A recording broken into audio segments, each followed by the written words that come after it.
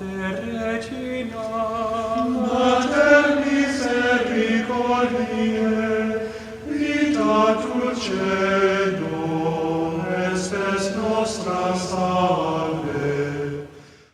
The Lord be with you. A reading from the Holy Gospel according to Matthew.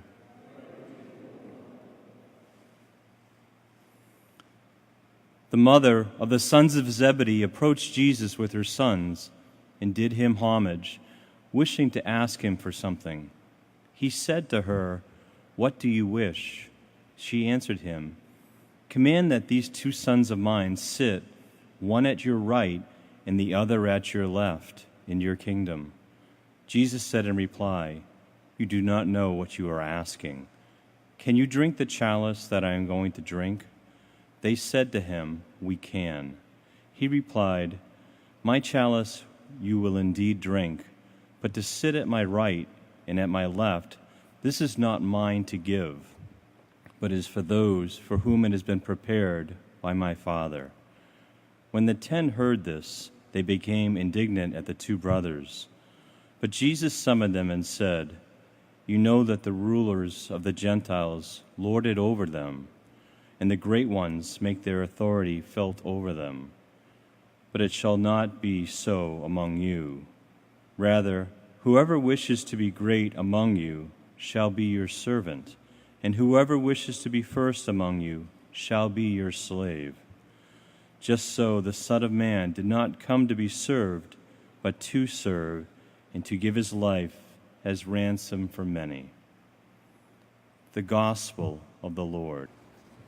St. Paul this morning describes us as being earthen vessels, fragile, and sometimes with cracks, broken, and yet that is what he chooses to use.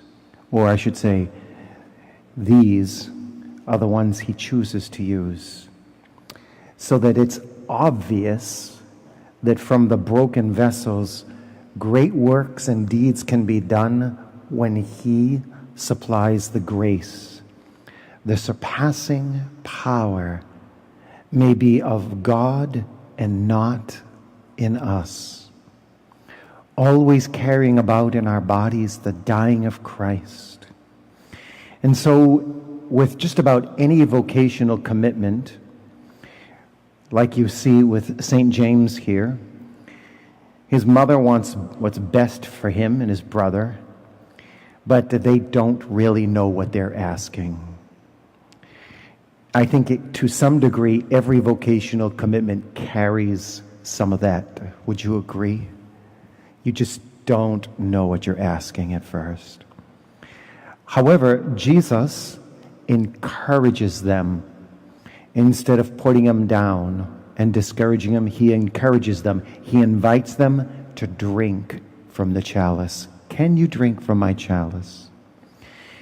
The tone may not have been so much a sarcastic, "Really, do you want to do that?"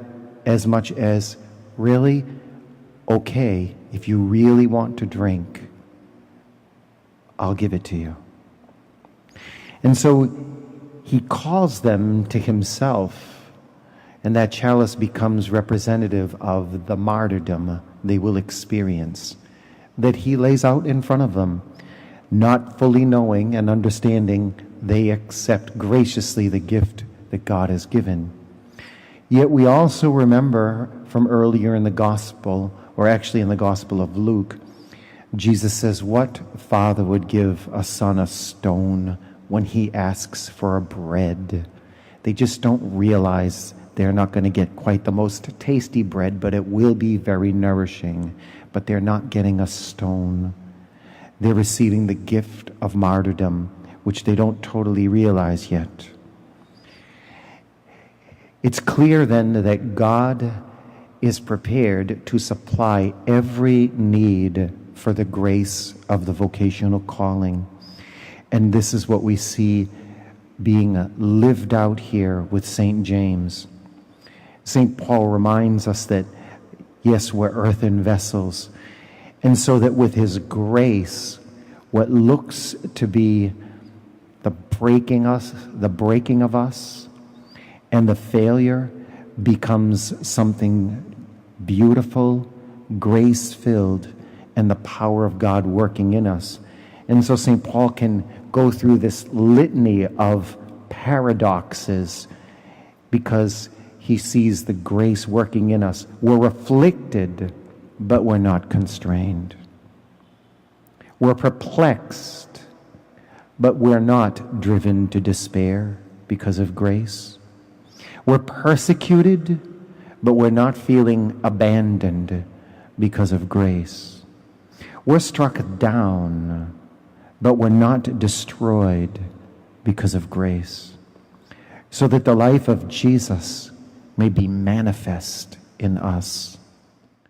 Regina Celi, letare, alleluia, qui aquam meruisti portare, alleluia, resurrectio